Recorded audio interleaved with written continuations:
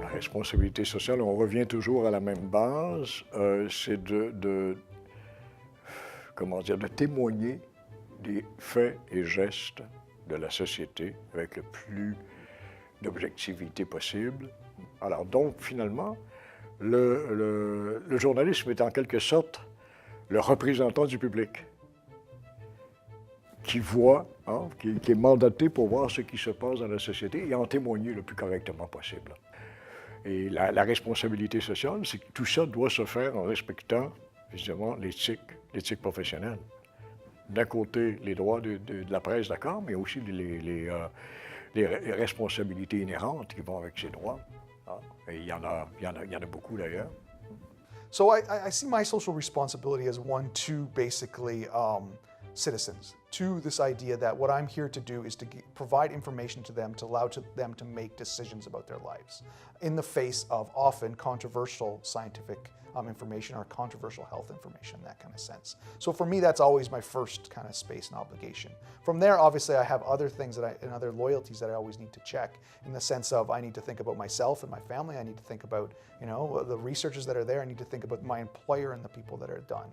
But in all that game, I think if there's ever a conflict that has to come, it has to be resolved in some way, viewing the fact that what I see my function as is an information provider to a citizen, not to a consumer or to someone that's kind of putting these things forward.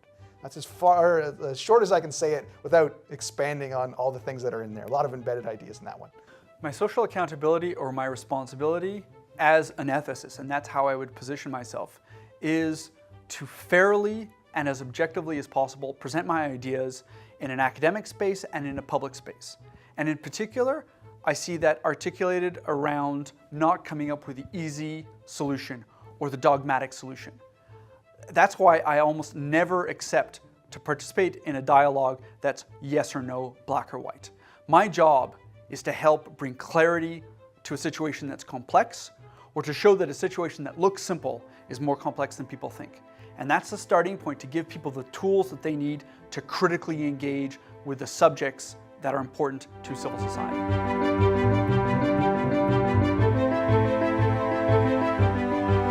So are we actually interested in this day and age of just knowing something, or do we really want to know its truthfulness in some ways?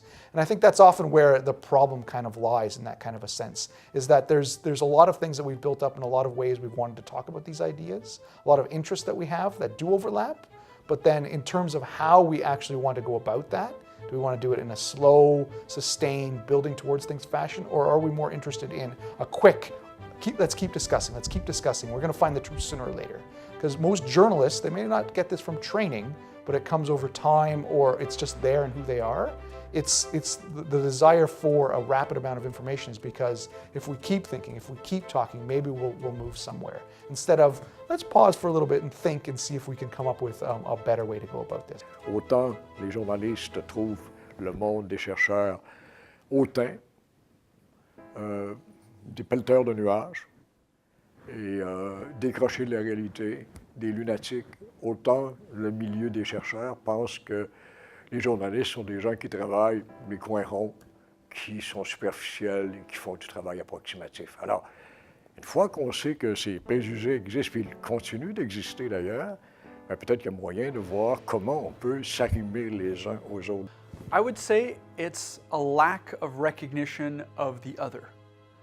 Scientists, health policymakers don't recognize that it's possible to engage with other actors, whether it be journalists or civil society, because they assume either that the other is not interested in listening or that the other is stupid, particularly the lay public. We use that term, the lay public.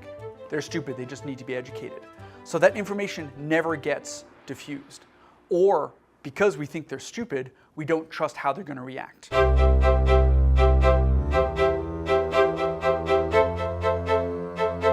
Les mass médias, les journalistes doivent travailler dans le sens de l'intérêt public très général et tenter de communiquer dans les nouvelles ce qui est en principe de l'ordre du bien commun.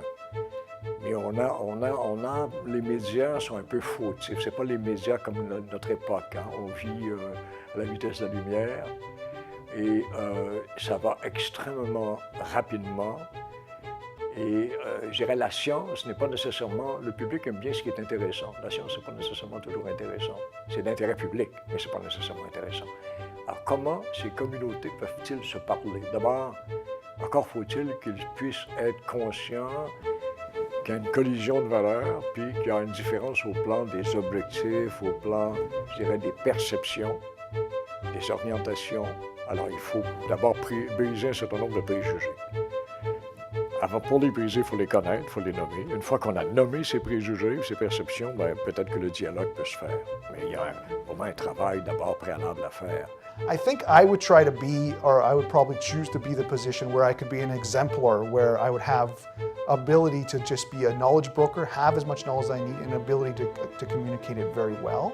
So I would try to be these journalists that you see out there, I think, that actually get people to listen on all camps, bring people together, create debate, but in a way that actually moves things forward. So I think of Lana Mitchell and people like that are just moving forward with their discussions, moving forward with the garbage in the oceans and how we're going to deal with it and how to get there, and inspiring new generations of people to continue to do that and think about it in different ways.